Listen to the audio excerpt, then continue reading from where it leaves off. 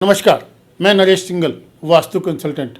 आज हम बात करेंगे तीर्थ स्थल के ऊपर क्या काम करें और क्या ना करें। पहली बात, दोनों चीज़ों में अंतर है। ये देखना चाहिए कि हम तीर्थ यात्री बन के जा रहे हैं या पर्यटक बन के जा रहे हैं। तो हम पिकनिक मनाने ना जाएं, एटलीस्ट भाव से जाएं। लोग तो आजकल मैं देखता हूँ कि मन को बदलना है, मूड चेंज करना है, चलो हरिद्वार चलेंगे, वहीं से वहीं देहरादून भी चले जाएंगे। तो ऐसा नहीं है। तो कुछ लोग तो ठीक समझ में आती है कि वो हरिद्वार से देहरादून चले गए, लेकिन कुछ लोग तो हरिद्वार को ही देहरादून बना देते हैं। वो गड़बड़ है। क्या करना नहीं चाहिए। पहली बात, आप जो भी वहाँ पे पाप या पुण्य जो भी करते हैं उसका फल 4 गुना होता है। यदि आप वहाँ पे दान करते हैं तो उसका फल भी आपको 4 गुना मिलेगा। ये ध्यान रखिए। यदि आप कोई पाप करते हैं तो उसका भी फल आपको 4 गुना ही मिलने वाला है। तो करने वाली बात यह है कि बहुत सारे मैंने लोग देखे हैं कि नई नई शादी हुई है, चलो बहुत बड़ा तो बजट हमारा है नहीं, तो एक काम करते हैं, हरिद्वार चलते हैं हनीमून मनाने, वैष्णो देवी चले जाते हैं। तो भाई वहाँ पर नहीं जाना इस तरीके से, वहाँ पे संभोग नहीं करना है। ठीक, एटलीस्ट उसकी जो सराउंडिंग्स हैं, मेन जो मुख्य जो जगह है, वहाँ से जब आप 80 किलोमीटर दूर हों तो अब आप ये काम कर सकते हैं, अदरवाइज नहीं।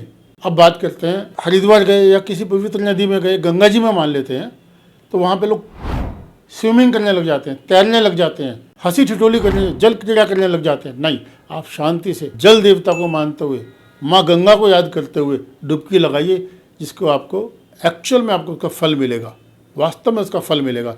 नहीं तो उसका आपको पाप के भागीदार होंगे आप।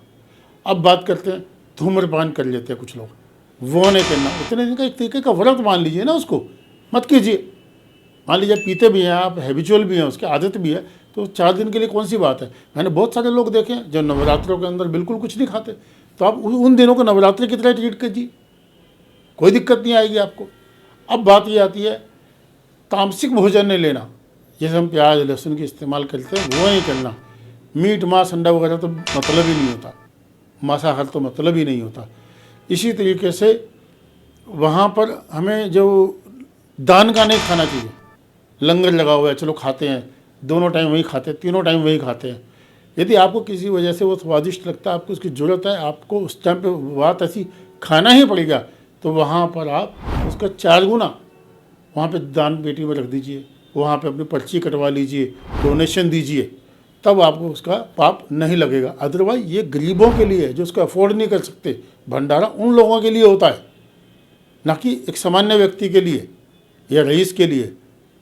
तो मैंने देखा कि लोग प्रसाद समझ के इसको पूरा भरपेट खा लेते हैं और देते कुछ नहीं है, तो वो भी इससे भी थोड़ा सा बचा जाए। अब मांसाहार से एक बात याद है, आपके मन में एक क्वेश्चन आ सकता है कि ये कामाख्या पे तो बलि चढ़ती है या फलां देवी पे तो बलि होती है। हाँ, जहाँ बलि होती है वहाँ पर ये एक अपवाद है, वहाँ पर इस चीज़ की कोई दिक्कत नहीं, क्योंकि वो तो प्रसाद ही इसी चीज़ का है। ठीक है, लेकिन वहाँ भी जो लोग वैश्य से मेरा मतलब जो लोग मीट मांस नहीं खाते, वहाँ भी नारियल बलि का प्रावधान भी है, ऐसी कोई बात नहीं। जैसे हम भैरव मंदिर की बात करेंगे, वहाँ पे 2 भैरव हैं, एक तो दूधाधारी बोलते हैं जिनको दूध चढ़ता है, और एक जिनको शराब चढ़ती है। तो जो लोग शराब का सेवन करते हैं वो वहाँ जा सकते हैं, जो लोग दूध का सेवन करते हैं वो वहाँ जा सकते हैं। तो इसलिए उसका प्रावधान है, कर सकते हैं आप उसको।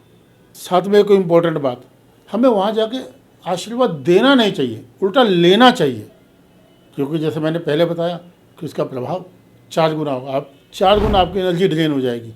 तो वहाँ जा कर के कभी भी कोई भी चीज़ ये मान के चलिए, सिवाय भगवान की भक्ति के अलावा सब चीज़ वहाँ पर आपको लेने के लिए जाना, देने कुछ नहीं आना। इसके साथ मुझे ऐसा लगता है कि आपको बहुत चीज़ें समझने को मिली होंगी, सीखने को मिली होंगी, और आपकी भक्ति पूर्ण सफल हो, पूर्ण आपको लाभ मिले, इसी कामना के साथ जय श्री राम।